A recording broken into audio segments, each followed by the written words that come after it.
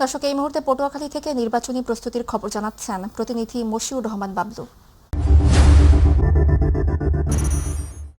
ধন্যবাদ।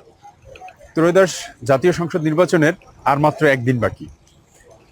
নির্বাচনী প্রচারণার শেষে এখন যে বিষয়টা নিয়ে জনগণের মনে যে সংখ্যা রয়েছেন সেটা হলো আইন শৃঙ্খলা পরিস্থিতি।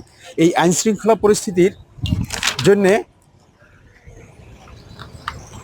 যে নিরবচ্ছিন্ন অবাধ সুষ্ঠু নির্বাচন উপহার দিতে মাঠে নেমেছে আইন শৃঙ্খলা রক্ষাকারী বাহিনী, পুলিশ, র্যাব এবং স্কাটিং ফোর্স হিসেবে যুক্ত রয়েছে সেনাবাহিনী। এদিকে পটুয়াখালীর মোট ভোটারের সংখ্যা 15,09,600। ভোট কেন্দ্র রয়েছে পটুয়াখালী জেলায়, মোট ভোট কেন্দ্র রয়েছে 3,136টি। তবে পটুয়াখালী এক আসনে রয়েছে 1,072টি। এর ভিতরে 72টি ভোট কেন্দ্র রয়েছে ঝুঁকিপূর্ণের মধ্যে।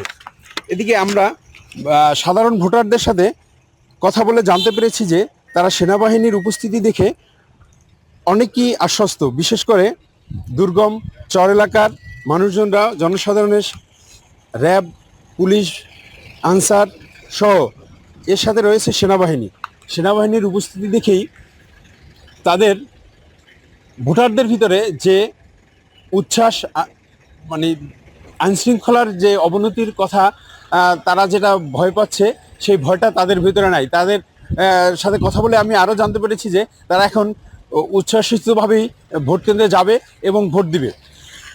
নির্বাচন কমিশন এবার নিরাপত্তার বিষয়ে জিরো টলারেন্স গ্রহণ করেছে। ভোট কেন্দ্রের থেকে পাড়া মহল্লায় নিরাপত্তার চাদরে ঢাকা। নির্বাচনের নিয়ে বিশেষ করে ঝুঁকি ও গুরুত্বপূর্ণ কেন্দ্রেতে বাড়তি ফোর্স মোতায়েন রাখবে।